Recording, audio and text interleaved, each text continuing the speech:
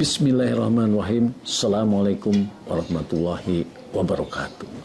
Selamat pagi, salam sejahtera bagi kita sekalian. Jumpa lagi dengan Aang Munawar yang selalu memberikan inspirasi tanpa konspirasi.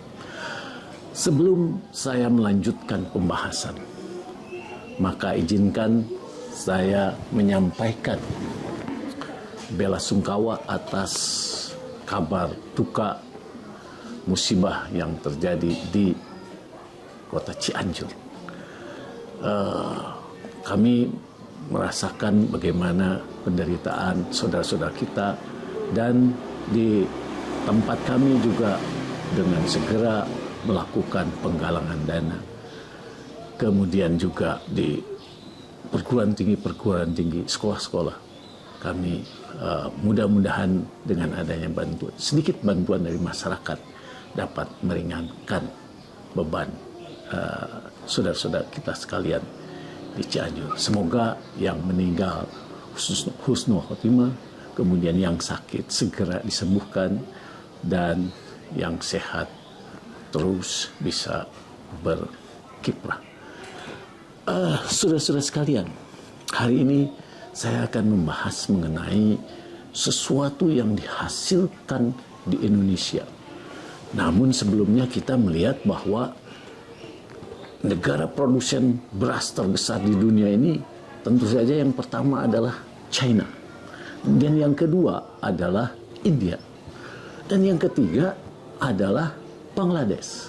Serta yang keempat, sedikit di bawah Bangladesh adalah Indonesia. Dan setelah Indonesia ada Vietnam, kemudian ada Thailand, ada Myanmar, ada Filipina, ada Pakistan, dan Brazil. Nah, kalau kita berbicara beras tadi, kita melihat bahwa di Indonesia ini beras Cianjur adalah beras yang paling tersohor. Nah, kalau kita bahas lagi bahwa ternyata beras ini adalah merupakan produk utama dari joint produk dari gabah. Selain itu sebetulnya di situ ada bakatul, ada dedap, dan sebagainya. Nah, ternyata ini bakatul yang sekarang lebih dikenal di dunia ini sebagai rice bran, ya. Nah, rice bran ini memiliki protein yang cukup tinggi, 27%. Kemudian serat 84%, ya. Kemudian vitamin E, vitamin B1, kemudian riboflavin, niacin, vitamin B6, kemudian B5, ya, kemudian ada besi, zat besi, magnesium, ya. Nah, ini merupakan salah satu yang namanya rice bran, dan ini sudah terfermented. Nah, rice bran ini memang kemarin kami mendapatkan data dari Prof. Agus Pakpahan. Ya, Prof. Agus Pakpahan menghasilkan buku yang namanya Rice Bran sebagai Pangan Obat Alami. Dan di dalam peluncuran dan diskusi buku ini, maka dibahas oleh Profesor Dr. F.J. Winarno. Nah, dalam bukunya Prof. Agus Pakpahan menyampaikan bahwa berdasarkan riset hasil penelitian, artinya bahwa manfaat dari rice bran diantaranya adalah pengendali diabetes mellitus. Ini jurnalnya ada berapa puluhan bahkan ratusan. Kemudian yang kedua adalah mengatasi penyakit kanker. Kemudian yang ketiga, mengatasi penyakit kardiovaskular. Kemudian yang keempat adalah mengatasi penyakit hipertensi. Yang kelima, mengatasi penyakit liver. Yang keenam, mengatasi penyakit saraf. Kemudian yang ketujuh, meningkatkan kekebalan tubuh. Yang kedelapan, mengatasi gangguan atau penyakit kulit. Kemudian yang kesembilan adalah mengatasi obesitas. Dan yang kesepuluh adalah mengatasi nutrisi balita. Dan ini semuanya ada jurnalnya, sehingga sudah dilakukan pengujian-pengujian secara secara seluruh dunia. Nah, kemudian selanjutnya dibahas oleh Profesor Dr. F.J. Winarno. Ya, jadi dalam peluncuran buku ini, Profesor F.J. Winarno sebagai Bapak Ilmu dan Teknologi Pangan Indonesia menyampaikan bahwa terkait dengan rice bran sebagai superfood dan bahan pangan fungsional, beliau menyampaikan bahwa apa yang dimaksud dengan superfood.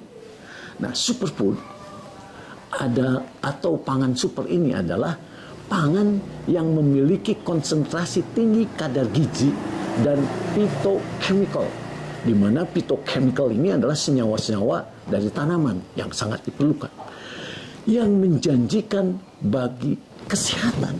Nah, ini superfood, ya, sehingga superfood ini memang sudah teruji dan memiliki track record yang baik. Nah, sebagai pangan fungsional juga, yaitu memenuhi kebutuhan fungsi-fungsi yang merupakan kebutuhan tubuh.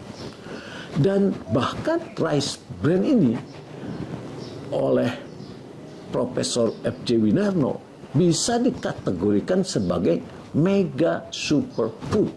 Dan di dalam kategori mega superfood ini ada yang rendah, ada yang tinggi. Nah, ini sudah dalam kategori tinggi. Dan ini menunjukkan bahwa rice bran ini memang banyak kaya dengan berbagai multivitamin maupun mineral. Selanjutnya, Profesor F.J. Winarno juga melihat bahwa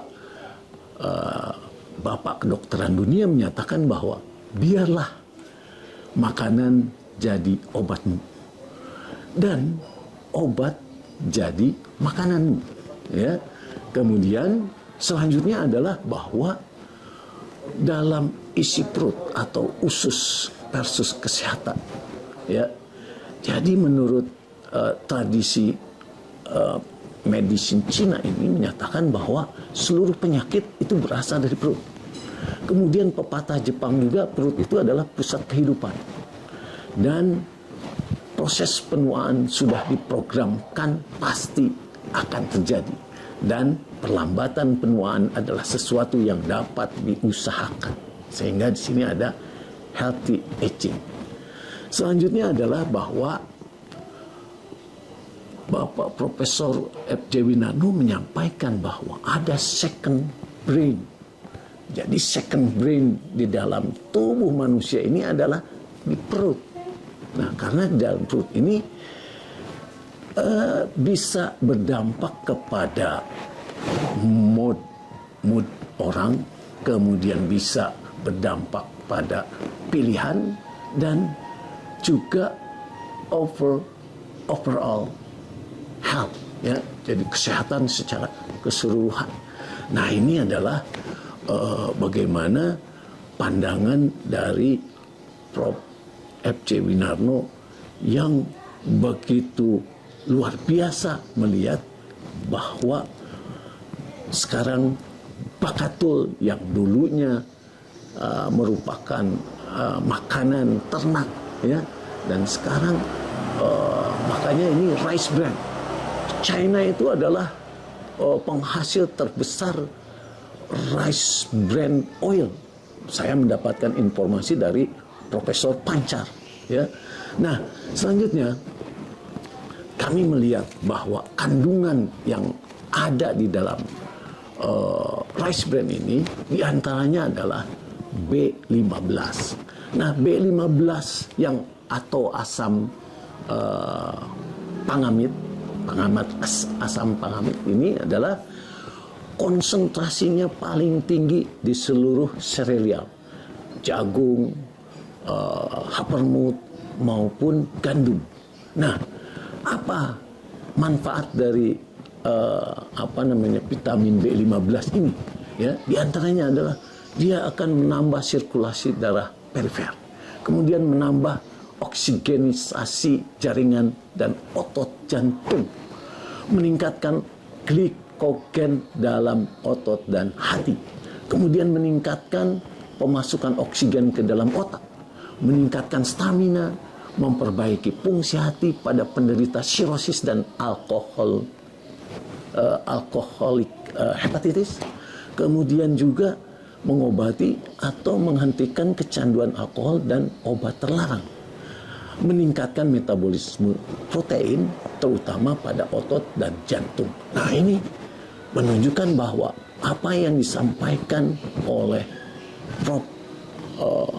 Agus Pakpahan di dalam bukunya tersebut, memang rice bran itu diantaranya adalah kaya vitamin B15. Selanjutnya adalah mengandung kalsium.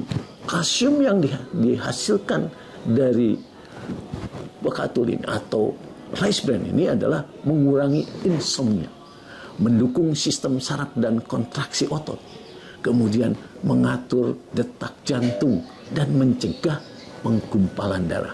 Dan berdasarkan testimoni-testimoni yang merupakan informasi buat, ternyata memang banyak yang mengalami perbaikan di dalam pengingatan. Ya. Kemudian selanjutnya adalah magnesium. Nah, magnesium ini, kandungan mineral ini berguna untuk mengaktifkan enzim yang berperan dalam produksi energi, formasi protein, dan replikasi sel. Nah, selain itu, magnesium juga bisa meningkatkan kelarutan kalsium dalam enzim sehingga dapat mencegah terbentuknya batu ginjal, batu empedu, dan saluran kemih. Nah, kekurangan magnesium sendiri bisa menyebabkan seseorang mengalami gangguan mental, kelelahan, gangguan pada jantung, dan kondisi saraf pada kontraksi otot. Nah, selanjutnya adalah mangan. Ya, tadi magnesium, sekarang mangan. Mn. Nah, mangan ini memiliki manfaat, diantaranya adalah berperan dalam beberapa sistem enzim, terutama enzim yang terlibat dalam pengontrolan gula darah, ya, metabolisme energi, dan hormon tiroid. Nah, berperan dalam enzim superoxide dismutase sehingga sel tidak mudah rusak, serta mencegah epilepsi, mengurangi resiko serangan jantung secara mendadak, dan berperan dalam fungsi otak.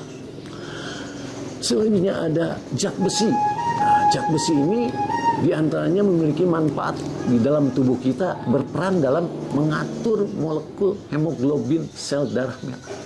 Ya, kemudian sebagai transportasi oksigen dari paru ke jaringan dan transportasi karbon dioksida dari jaringan ke paru. Nah, sangat diperlukan selama perkembangan janin, masa remaja, serta selama kehamilan dan menyusui. Nah, kekurangan zat besi pada masa ini bisa menyebabkan amnesia, sehingga menurunkan daya konsentrasi dan fungsi kekebalan tubuh. Nah, selanjutnya adalah kalium.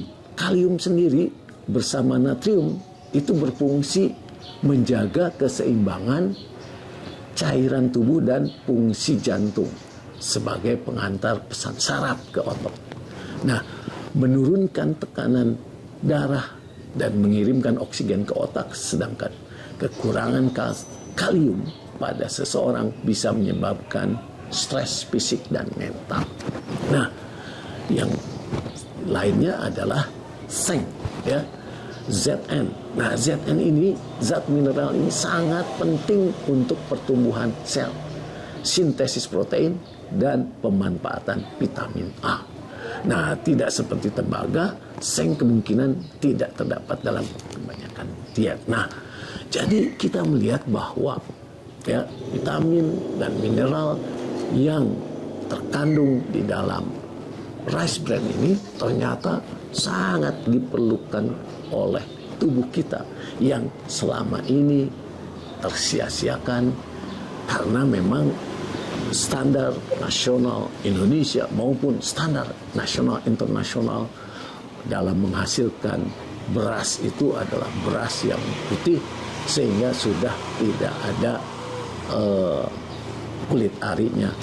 Nah, jadi kita melihat bahwa saya sendiri sudah mulai merasakan, ya. Jadi biasanya pagi-pagi saya makan makanan berat, ya, selain nasi, tapi begitu jam 6 itu makan, kemudian jam setengah 8 itu harus makan nasi, ya. Nah, setelah saya minum, ya, 2 sendok pagi, 2 sendok sore, ya, ternyata saya tahan sehingga makan hanya dimakan siang. Jadi inilah yang saya merasakan ada sangat bermanfaat, ya, terutama juga adalah dengan vitalitas. Nah, kemudian Dr. Pito memberikan penjelasan yang sangat jelas dengan cara bagaimana membedakan beras yang ada bakaturnya dengan beras yang sudah tidak ada bakaturnya dengan mencampurkan iodin. Ya. Orang Indonesia umumnya adalah orang yang suka makan nasi atau beras. Beras ini sebenarnya ada beraneka macam juga. Patut kita ketahui bahwa ada beras yang masih memiliki kulit ari atau yang kita sebut bekatul. Berikut ini kita akan lihat secara langsung bagaimana kita membedakan beras yang masih segar, yang masih memiliki kulit ari dengan beras yang biasa. Nah, di hadapan saya sekarang sudah ada 2 contoh beras. Satu beras yang pada umumnya sering kita temukan, satunya lagi beras yang masih ada kulit arinya dan atau kita sebut sebagai bekatul. Nah, bagaimana cara membuktikannya? Ini caranya. Tuang air dulu ya, sampai rendam. Juga sama. Lalu kita teteskan iodin ini, masing-masing 15 tetes.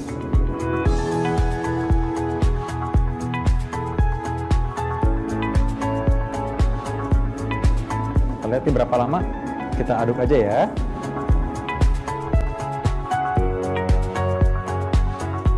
Jadi ini bedanya. Ini beras yang pada umumnya. Lihat bahwa dia karbohidratnya bereaksi dengan iodin. Jadi warnanya jadi seperti ini. Nah, yang ini beras yang masih memiliki kulit ari. Lihat reaksinya berbeda ya dengan yang ini ya. Good people, tadi kita udah lihat perbedaan antara beras yang biasa dengan beras yang masih memiliki kulit ari atau bekatul.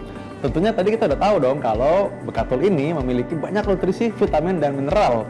Dan tambahan lagi, dibanding beras putih yang biasa, ini dia masih punya serat yang tinggi dan juga indeks glikemiknya lebih rendah. Tentunya tidak membuat gula darah kita mendadak melonjak terlalu tinggi.